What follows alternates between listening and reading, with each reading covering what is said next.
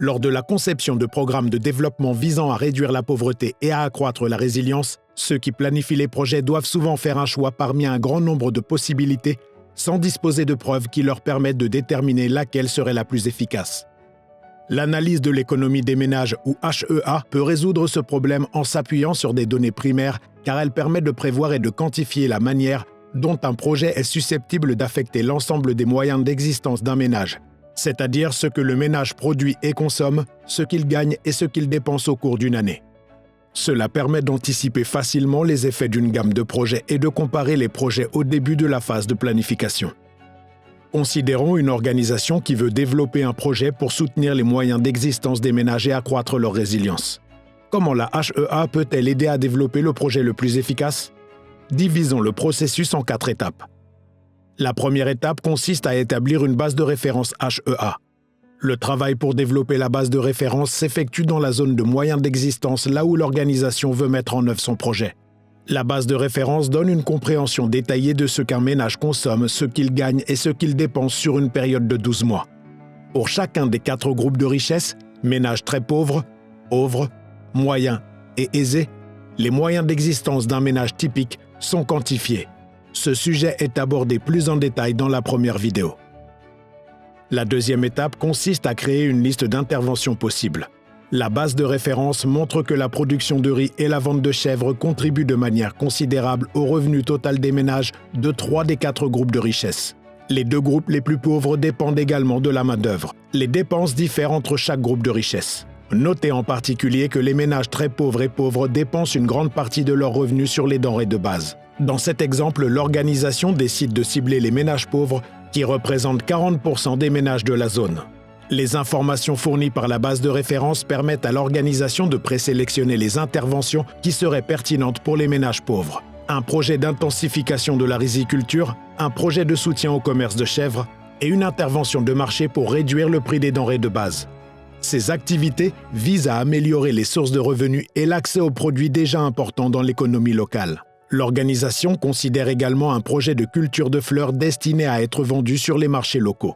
Il s'agirait d'une nouvelle activité dans la zone destinée à diversifier les moyens d'existence. Nous pouvons maintenant modéliser l'impact de chacune des interventions présélectionnées sur les moyens d'existence des ménages. C'est la troisième étape.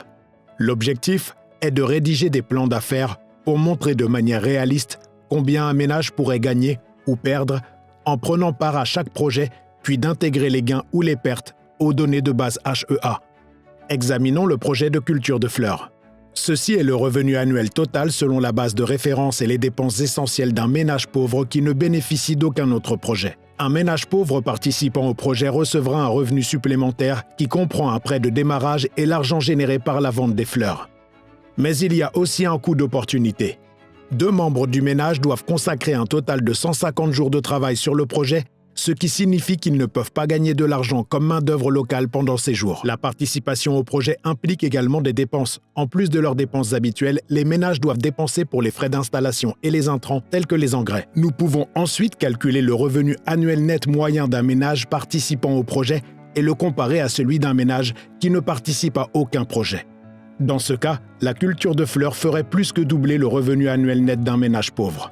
Nous effectuons la même analyse pour chaque projet. Les projets de riziculture et de vente de chèvres augmentent respectivement les revenus provenant de ces sources, tout en occasionnant des dépenses supplémentaires telles que pour l'eau qui est nécessaire à l'irrigation du riz. Le projet sur les denrées de base fonctionne différemment. Il n'affecte pas le revenu des ménages, mais soutient les commerçants dans l'amélioration de la chaîne d'approvisionnement en riz. Cela réduit le prix du riz, donc les ménages n'ont pas à dépenser autant sur les denrées de base. Ainsi, en diminuant les dépenses des ménages, le projet augmente le revenu net. On peut maintenant comparer les effets de tous les projets sur le revenu annuel net moyen d'un ménage pauvre. Nous constatons que le commerce de chèvres et le commerce de fleurs génèrent les plus fortes augmentations. Cependant, l'analyse ne s'arrête pas là. Jusqu'à présent, on n'a considéré qu'une année normale, alors que la véritable mesure d'un projet qui vise la résilience est la façon dont il aide les ménages à faire face aux mauvaises années lorsqu'ils sont confrontés à des aléas tels qu'une sécheresse, des inondations et des fermetures de marchés. Cela est particulièrement vrai à l'heure du changement climatique. Ainsi, la 4e étape consiste à modéliser l'efficacité de chaque projet à protéger les ménages pauvres contre les effets d'un aléa. Dans la zone du projet, le principal problème est la sécheresse, qui a lieu une fois tous les 5 ans. Voici à nouveau le revenu total et les dépenses d'un ménage pauvre ne bénéficiant d'aucun projet. Modélisons ce qui se passe lors d'une sécheresse. Lorsqu'on analyse les données disponibles, on constate qu'en moyenne, la production de riz chute de 40% pendant une sécheresse, ce qui réduit le revenu total du ménage. Comme une stratégie d'adaptation, ils sont en mesure de vendre une chèvre supplémentaire pour gagner plus d'argent. En ce qui concerne les dépenses, les prix des denrées de base augmentent considérablement pendant une sécheresse. Le ménage doit dépenser beaucoup plus pour satisfaire ses besoins essentiels.